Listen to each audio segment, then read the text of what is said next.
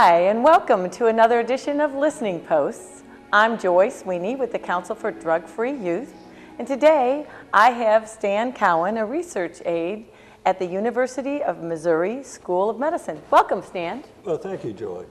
It's a pleasure to have you here today with us. And you're a research aide at the University of Missouri School of Medicine. What particularly do you do most of your research about? It's mostly about tobacco, Okay. about the impact that tobacco has on our society, on our state's economy, on the health of individuals. It's just really looking at ways of how can we get a handle on this to where Missourians can have longer, more productive, quality years of life added to their And what has your current research told you or taught you, or what have you learned from the research that you've been conducting over the years? Well, we've known for years that tobacco is a risk factor for the 4 top leading causes of death in Missouri, and these are, in order of magnitude, heart disease, cancer of several types, stroke, and chronic obstructive pulmonary disease, which is typically going to be chronic bronchitis and emphysema. Okay. Difficulty with respiratory, with breathing. And medical science has long established that smoking significantly increases the risk for developing these diseases. And sad to say, tobacco will eventually kill up to half of its users. So we really want to try to get that under control. And unfortunately, Missouri has a much higher smoking rate than the national average. 1 in 5 Missouri adults are smokers. And as a result, we have much higher rates of incidence and premature deaths from lung cancer and heart disease, stroke, and COPD. Wow.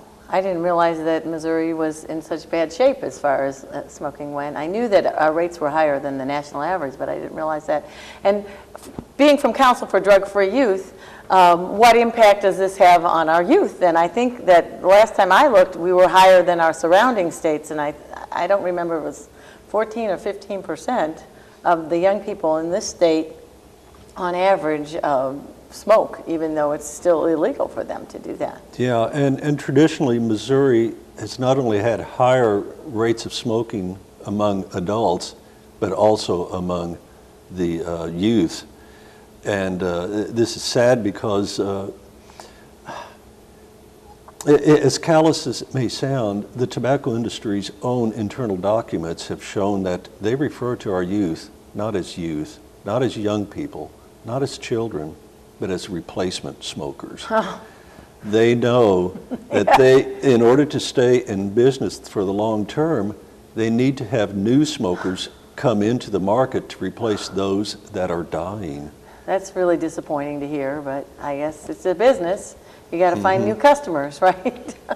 Well, with other businesses that have a sense of ethics about them, they seek to modify their products or go into other lines of products. But the tobacco industry has sought to intentionally manipulate their product for maximum addictiveness, and they still do want to sell their product as addictive and as deadly as it is in order to keep the profits coming. Well, so what about the, retailers that sell? I mean, is that where most young people get cigarettes? Do they get them, in the taxes and all those, what about the problem?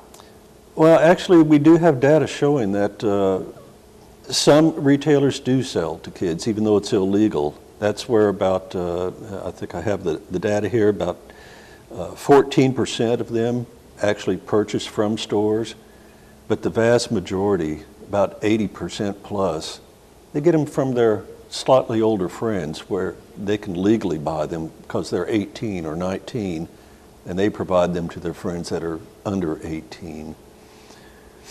And are these typically 12 to 17-year-olds or under, under 12, or more like the other high school kiddos? Probably. Isn't that where they're typically, because the 18, 19-year-olds are in high school And so they're then around the other students in sports and in different various activities. And You have that correct, Joy, that it's what we term it as being a social source that they have. That we still have some students that are 18 years old while they're still in high school. They could legally purchase these products, and they provide them to their schoolmates that are younger then. And what is it, as far as addiction and the young brain, does that impact them at all, or is there any? That actually adds to the problem then. And again, the tobacco industry has research on this, and they know it, that the youngster is more susceptible to nicotine addiction than an adult would be. In fact, there was one quote that says, if we can get a smoker to start excuse me, I got backwards. They said if we don't have a youngster beginning to smoke by the time they're 18, chances are 1 in 3 they won't. If they don't start before they're 24, chances are 1 in 20 they won't. Wow. And why this is because the youth, the adolescent brain is still growing, it's still developing, it's not fully mature yet. In fact, it won't be mature until in the mid-20s, around 24 or 25. And this is particular with the frontal lobe of the brain. This is the area of the brain that controls impulses, decision-making, sensation seeking, and peer pressure. And that adolescent brain is still uniquely vulnerable to the effects of nicotine. Nicotine, when it's introduced to the brain, it will release a product called dopamine, which causes a euphoria, a pleasure. But the brain tries to counteract that too, and kind of likes to want to put a muffler on it, if you will, to this overstimulation that the nicotine is providing. And this causes a withdrawal symptom. And the person then has to light up another cigarette, get more nicotine in order to try to bring the brain back into balance. So the result is we've got a rewiring of the brain circuitry that's occurring in that adolescent brain.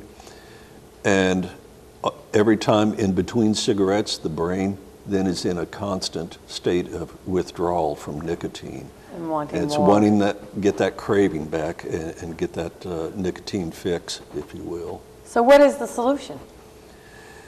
Well, we have one golden opportunity that's provided. Back in 2009, Congress passed what is called the Family Smoking Prevention and Tobacco Control Act. This gave the Food and Drug Administration some authority to regulate tobacco products. Now, Congress did prohibit the FDA from raising the minimum purchase age from 18, but they also directed the FDA to study the situation, see what the impact would be if the minimum age to purchase were increased to 19, Right. to 21, to 25. And the FDA commissioned the Institute of Medicine to research this idea. And they came out with the report a little over a year ago looking at those 3 age, and they found the sweet spot at age 21. Just like alcohol, right? This is where they're going to get their maximum reduction for raising the age then. And I have the data in front of me. It shows that if you have the minimum legal age to 21, that you'll see a 15 to 20% reduction for those that are under age 15 and for those ages 18 to 20, and more important, those ages 15 to 17, where really most of the addiction starts, you're going to see a 25 to 30% reduction. Wow, just in that small age, 15, those 2 years is where the most of it starts, and that would be the biggest drop-off. And you think, 15 to 17, they're the ones that are going to have the 18 and older friends. Exactly. So that's why that makes so much sense. And what about the impact then overall on public health? Actually, because you have these kids growing older each time, a new cohort entering adulthood, we're going to see an overall reduction of about 12% in the total population as adults. of reduction in smoking. So just by raising the legal age to purchase cigarettes, not to smoke them or anything else, just to purchase them to 21, overall reduction in public health drops of smokers by 12%. Mm-hmm. That's incredible. Which you will also see a trickle down of, you're going to see fewer heart attacks, Right. you're going to see fewer cancer cases developing, less severe cases of COPD. Whoa. You know, it has benefits all the way down the line. That's wonderful. And anybody who has family members or anyone who's ever suffered from any of those things can attest to how painful it is to watch them go through. Now, there's a case, I mean, a lot of times people will say, well, they can just drive up to the nearest town or go across the county line if you just reduce it in one area. Do we have any data to prove that that's not necessarily true? Well, you know, like the Institute of Medicine, you may say, well, that's all theory, but what about in practice? And we do have a case history, actually, with some excellent data out there. And this was in Needham, Massachusetts. Okay. This is the first city in the nation to enact a Tobacco 21 ordinance. Tobacco 21 meaning that's now the minimum legal age to purchase tobacco in that city. They instituted this in 2005. That long ago, And, huh? and we're fortunate in that and Needham's in a suburb of Boston. Okay. And we're fortunate that in greater Boston, they actually do surveys of student risk behavior every 2 years. So we have some pretty solid data. And one of the questions they ask is about tobacco use. Okay. We found from the time that the Needham Tobacco 21 ordinance went into effect, and then 5 years later, that all of the surrounding communities saw a reduction in high school smoking from 15 to 12%. That's an 18% decline. Sounds pretty good. Yeah. But when we look at what happened in Needham, where they have this Tobacco 21 ordinance, smoking rate among high school students dropped from 13% to 7%. Wow. That's almost cut in half. It's a 48% reduction. The only difference between the other communities and Needham was the Tobacco 21 ordinance. Was raising the age to purchase to 21 years old. And this is where students in Needham could literally walk across the street and be in another city and purchase if they were 18 to 20. But yet, we don't see that really happening in practice. And why do you think, what are we attributing the great decline in Needham to? Again, it's the cutting the social access, the social circles, that we don't have the high school students knowing somebody that's age 21 or over that's willing to buy tobacco from them. Well, and so how many, since Needham back in 2005, how many other cities or states have enacted this raising? Well, this is really a fast-growing trend. Needham was about it for a few years, then slowly a few more cities in Massachusetts. But just in the last 2 or 3 years, we now have 175 plus cities that have enacted such ordinances in 12 different states. And we have some in Missouri too. 5 cities have now enacted Tobacco 21 ordinances. They are Columbia, Oh, yes. Gladstone, Grandview, Independence, and Kansas City. Oh, wow. And we have a few others that are even considering such ordinances. So, we're going to see more of this happening. And do most people think, I mean, that the minimum age should be 21, or do we have a lot of people that think it should be 18, or what's the general trying to get a feel for this? What is the popular support and everything? There have been a couple of national studies that have been conducted on this. One of them was called the Social Climate Survey of Tobacco Control, and they noted when asked should the age to buy tobacco products be raised to 21, 70% said yes. Wow. And another study done about the same time by the Centers for Disease Control found that 75% were in favor. And they found this support was consistent in different ways that they looked at it here, whether it was by age groups, had a high support across income groups and across racial and ethnic groups. Still very high support in every single one of these. Wow, well so it didn't really matter. And what about, was the center of the United States different than the coasts, or was everybody pretty much? There were some regional differences, and the Midwest region and the Southern region had the lowest level of support, and it was still by a 2-to-1 margin. Oh, wow. In support. So, yeah, great. better than 65%. Oh, well, that's fabulous to know. What about the impact on business? I mean, you know, it seems to me that most businesses would support fewer people smoking. I know several of the hospitals have enacted things where they don't want people smoking in their premises. There have been a lot of companies, particularly large employers, have recognized tobacco is hurting them because they have tobacco users will call in sick more often. They'll make more claims on their health care. And those claims will be for higher amounts and will more likely require hospitalizations and for longer periods of time than it would for a non-smoker.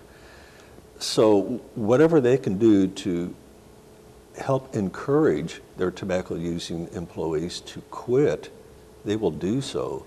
And a lot of them will offer tobacco cessation support, you know, whether it's for helping with pain for counseling, or for nicotine replacement therapy drugs, or for, you know, other aspects to help them quit. And I do have again some data here because I used to work with some businesses that were looking at having smoke-free workplace policies and cessation assistance for their employees, and we found that smokers will cost employers up to 40% more in health care costs than non-smokers. That's a significant amount of money. Yeah, that it is. And it costs the smoker. I mean, that's one of the things that we teach the students. I believe it's in our COPE program in 7th grade, about how much if you buy a pack of cigarettes a day and how much that would cost over years of smoking. And it costs the smokers in other ways besides just the cost of the actual tobacco to smoke. There's other annual costs that a smoker incurs. What are some of those costs? Have you researched those? Right off the top of my head, wallethub.com looks at consumer information for a lot of things, and they put out an annual report every year on what does it really cost for you to smoke. I don't have the numbers in front of me, but some of the things they pull out that people don't often think of, such as you have a car, you want to get a new one, but you smoked in that car. That's going to cut down the resale value, the trade-in value of that car quite a bit.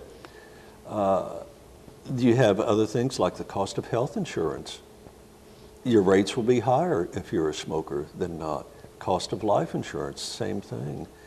There's a number, well, just dry cleaning. You're going to have clothes cleaned more often. Right, exactly. Well, and we're going to be right back. I've got plenty more questions to ask Stan. Okay. We'll take a little brief break and we'll come right back and talk to Stan a little bit about some of the opposition to raising the minimum legal age to purchase tobacco to 21.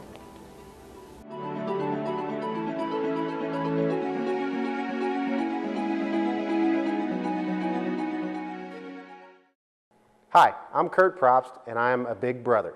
Missouri Valley Big Brothers Big Sisters desperately need your help. Right now, more than 50 children are waiting for someone to spend time with them, waiting for a mentor. By spending time with a child, you can change their future and improve their chances of succeeding in life. All it takes is 1 hour a week.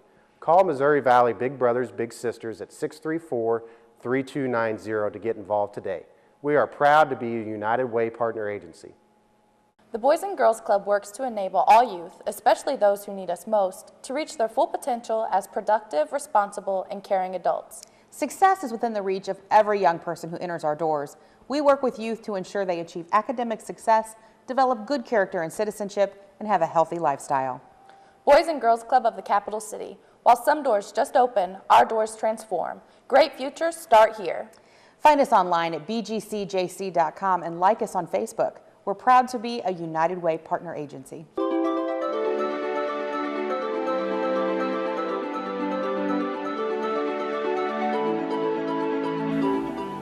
Hi, Joy Sweenie here from the Council for Drug-Free Youth, and we're speaking with Mr. Stan Cowan, a research aide at University of Missouri School of Medicine. Welcome back again, Stan. Thank you again for being here. You bet. We were talking about Tobacco 21 and raising the minimum legal age to purchase tobacco to 21 in Jefferson City and surrounding communities that have done it in the state of Missouri. And we were about to discuss some of the opposition that we're hearing that's being said about raising the minimum legal age. And I know that a lot of people that I've talked to about this have said, well, you know, if you're old enough to fight for our country, Yes. you're old enough to vote, you should be old enough to smoke tobacco, smoke cigarettes, do whatever you want to do. So what are your thoughts regarding those statements? I would say that is probably our most common argument that we hear on this, and that kind of brings up the question, is 18 a magic age? Do you suddenly go from being an adolescent to an adult at 18? And really, we see different levels depending on what the topic is. For example, can you purchase alcohol at 18? Is that a good idea or not? Actually, it's not a good idea, and I'll bring that up in more detail in just a bit, but let me finish on the age portion here by itself. Can you gamble? Can you go to a casino when you're age 18? No, you have to be 21. Why is that? Or even leaving behind such vices or sins, if you will, of alcohol and gambling and smoking, how about something like being a state representative or a state senator? There are age limits on that, and it's not 18. Right. If you're old enough to fight, old enough to vote, old enough to smoke at 18, why shouldn't you be old enough to serve as a state representative or a state senator? They have reasons in there.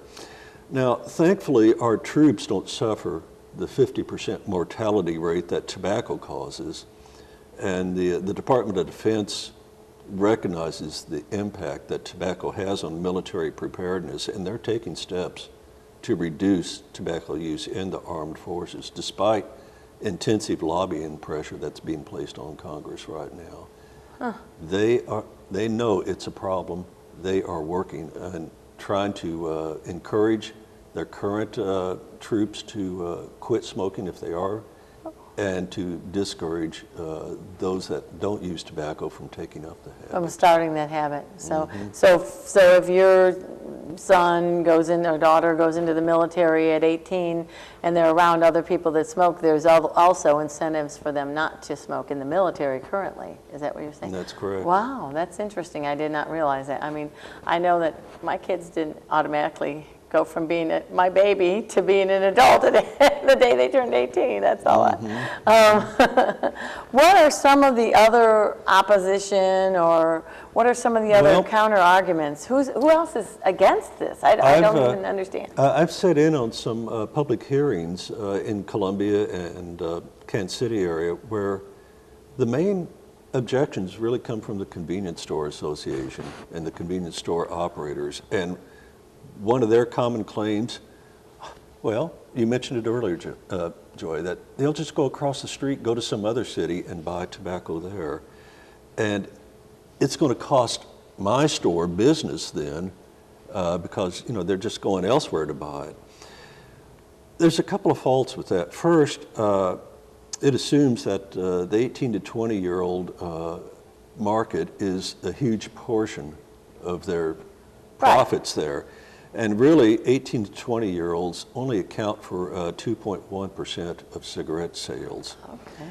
We know that over 90% of smokers will start before the age of 21. So these are the sales that produce 9 out of 10 smokers. This is the convenience store business model, if you will, that they rely on addicting young people in order to have long-term profits. Right. And second, we saw from the Needham experience that no, they don't just cross the street and go to another city and buy. It actually does have an effect on reducing youth smoking rates. To go a little bit farther, retailers also claim because they're not going to be selling to the 18 to 20-year-olds, they're going to have lower sales now. That means it's going to hurt city sales tax revenue as well. And again, this assumes that tobacco is a major portion of their sales tax revenue, and I looked at the Missouri Department of Revenue data on this. Yeah. Statewide, tobacco accounts for 0.9% of all retail sales. Now you take that 0.9% times the 2.1% that 18 to 20-year-olds account for of all tobacco sales, multiply that, you come out with 0.02% sales drop. I don't think that's going to put many cities in dire straits for their budgets. No, I doubt it. Well, what about the people that say, that this should be something that we do at the whole state level, not just the local level, and then that it needs to be the same all across the state of Missouri? What about that argument? This is really a very common argument that the tobacco industry has brought up for clean indoor air ordinances and for a lot of different tobacco control measures, including Tobacco 21. What the real story is behind that, they have a lot more clout at the state capitol than they do at the city hall.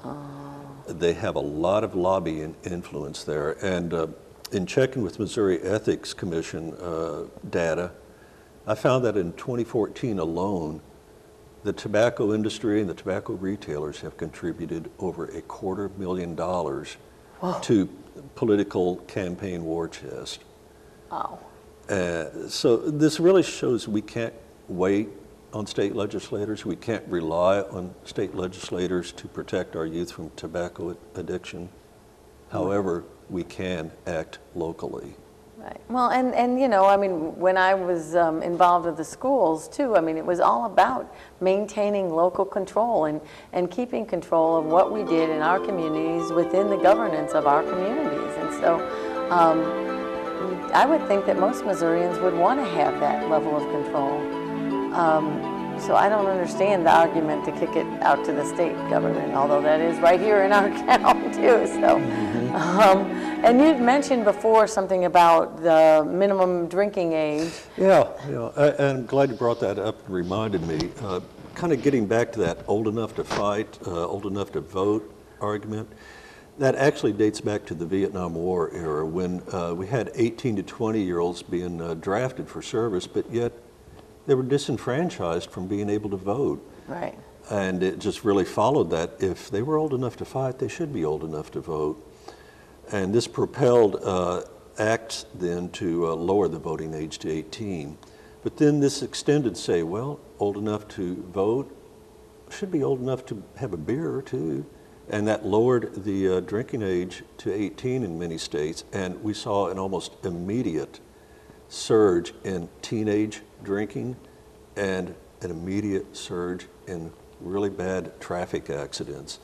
So Congress saw what was happening, and under an act signed by President Reagan, he required states to increase their legal drinking age to 21 if they wanted to continue receiving federal funding for highways.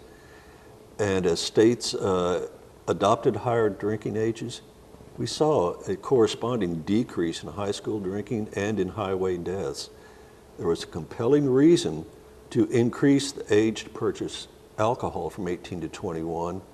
There is a compelling reason to raise the age to purchase tobacco from 18 to 21. I'm sure that the lives saved would be comparable to the lives saved in drinking and the lives saved in tobacco, because we already know how substantial of a killer it can be. Stan, it's about time for us to wrap up today. I truly appreciate you being here. Is there any final last word you'd like to add? Or? Well, let me say, I have a quote here from a professor at Columbia University that looked into Tobacco 21, and let me just read it. It's very quick. It says, Tobacco 21 laws are not about the nanny state. They are about attempting to counter the corporate malfeasance of an extraordinarily wealthy industry that profits from human suffering, and that, as its own internal documents callously reveal, continually seeks to hook new young smokers to replace the ones who die prematurely as a result of using their product. This is really, truly about saving lives. Thanks so much for watching the Listening Post. Our guest today, Stan Cowan with Smoke Free Missouri, has presented some very valuable information. Council for Drug-Free Youth can also provide you additional information. Please contact us anytime and we'll be happy to give you more information. Or reach out to your representative, your city council member, and let them know your thoughts about raising the minimum legal age to 21 to purchase tobacco in our community. Thanks so much and have a wonderful day.